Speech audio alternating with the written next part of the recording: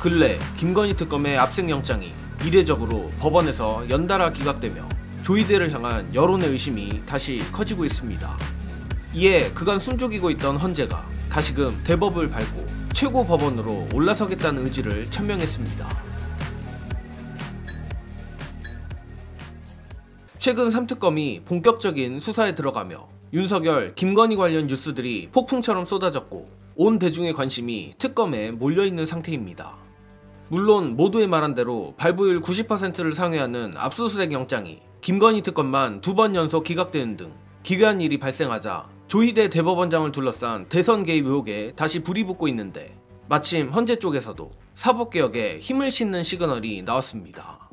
한국일보 단독으로 인사청문회를 앞두고 있는 오영준 헌법재판관 후보자가 민주당이 추진 중인 재판소원, 이른바 사심제에 대해 입법, 행정, 사법작용 모두가 헌법소원의 대상이 되는 게 바람직하다는 의견을 천명했다고 합니다.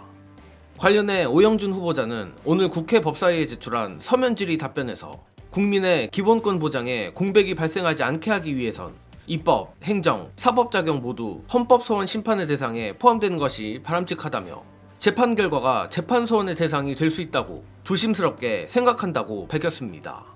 또한 대법원 상고심 기능과 갈등이 있을 수 있다는 민주당 박지원 의원 질의에는 양 기관이 국민의 기본권을 보장하는 방향으로 각자의 기능을 수행하되 서로의 의견을 존중할 필요가 있다며 국민의 대표인 입법부에 의한 법률 개정으로 재판소원이 도입되는 경우 대법원도 이를 존중하리라 기대한다고 답했습니다. 자, 사실 헌법재판관 후보자로 지명된 이상 오영준 후보자도 엄연히 헌법재판소의 이익을 대변하는 게 당연하긴 합니다만 대법원도 사심제를 존중하리라 기대한다고 말하는 건 개인적으로 꽤 통쾌했습니다. 특히 기득권 수호로 똘똘 뭉친 조희대 산하 대법원이라면 사실상 헌법재판소 밑으로 들어가게 되는 것이나 마찬가지인 사심제에 대해 몸비틀며 반대할 것이 예상되는 수순인데 오영준 후보자가 대놓고 대법원도 이를 존중할 거라 말하는 건 마치 상급기관이 하급기관을 향해 덕담하는 느낌이 들 정도입니다. 즉 오영준 후보자도 이미 사실상 헌재의 위상이 대법원보다 높아졌다는 걸 알고 있는 것이며 대법의 졸속 판결을 뚫고 대통령이 된 이재명 대통령, 민주당 다수의 국회가 있는 지금이야말로 헌재가 명실상부 최고법원으로 거듭날 기회라 보고 있다는 것입니다.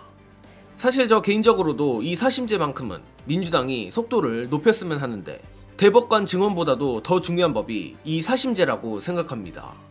예컨대 대법관 증언의 경우 대법관은 대법원장의 제청에 따라 대통령이 임명한다고 헌법에 나와 있는지라 대법원장이 조희대 같은 자라면 대법관이 증언된다고 한들 여전히 민주적 통제가 쉽지 않습니다. 다만 대통령, 국회, 대법원장 추천 재판관들로 구성된 헌재가 최고법원의 위상을 갖게 되면 적어도 대법원장 혼자서 독단적으로 국민의 참정권을 빼앗는 최악의 범란은 피할 수 있기 때문입니다. 물론 이렇게 되면 헌재도 위험해지기는 마찬가지일 수 있습니다. 게다가 헌재는 재판관도 총 9명으로 대법원보다 적다는 점에서 향후 최악의 전관기관이 될 우려도 있기에 이 부분에 대한 견제장치도 필요하다고 봅니다. 어쨌든 그럼에도 불구하고 대법원에 비해 헌재가 민주적 기관임은 분명하기에 이번 오영준 후보자의 인사청문회를 시작으로 사법개혁에 다시 드라이브를 걸어야 합니다. 특히 앞서도 말했듯 요즘 특검에 관심이 쏠리니 대중의 시야에서 벗어난 사법부가 또 이상한 짓을 하려는 것 같은데 이 부분 관련해서는 박진영 평론가의 중요한 일침 영상으로 보시고 이어가겠습니다.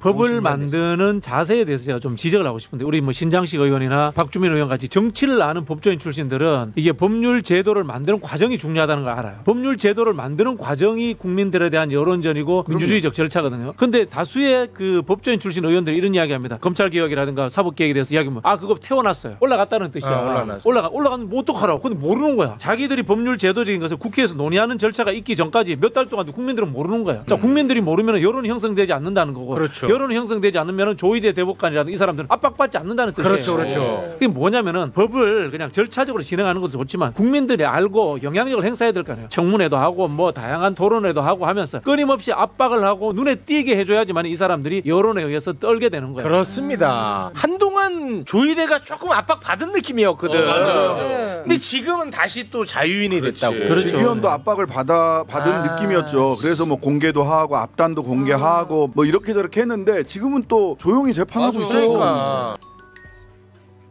그리고 오영준 후보자가 추가로 밝힌 내용 중 헌재 위상 강화로 인해 발생할 부작용에 대한 내용도 있어 흥미로웠는데, 업무 과다 및 심리 지원에 대한 박은정 조국혁신당 의원 질의에 대해 오영준 후보자는 헌법재판 실무 담당 연구관 및 사무처 인원 충원 필요성도 강조했습니다.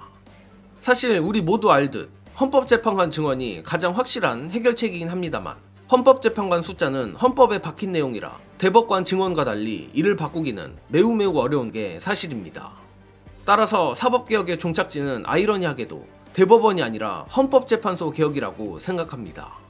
일전 이재명 대통령이 개헌에 대해 빠르면 내년 지방선거, 늦어도 28년 총선에서 추진하자고 밝힌 바 있는데, 권력은 집중될수록 위험하고 헌재 역시 예외가 될 수 없기에 헌법재판관 증언도 개헌에서 꼭 논의됐으면 합니다. 그러나 이는 말 그대로 사법개혁 종착지일 뿐이고 누가 뭐래도 대법원 개혁이 먼저입니다. 고로 오영준 후보자가 주장한 대로 사심제 등 대법원 개혁에 민주당이 박차를 가해주길 바랍니다. 이번 소식은 여기서 마칩니다. 영상 봐주신 여러분 감사합니다.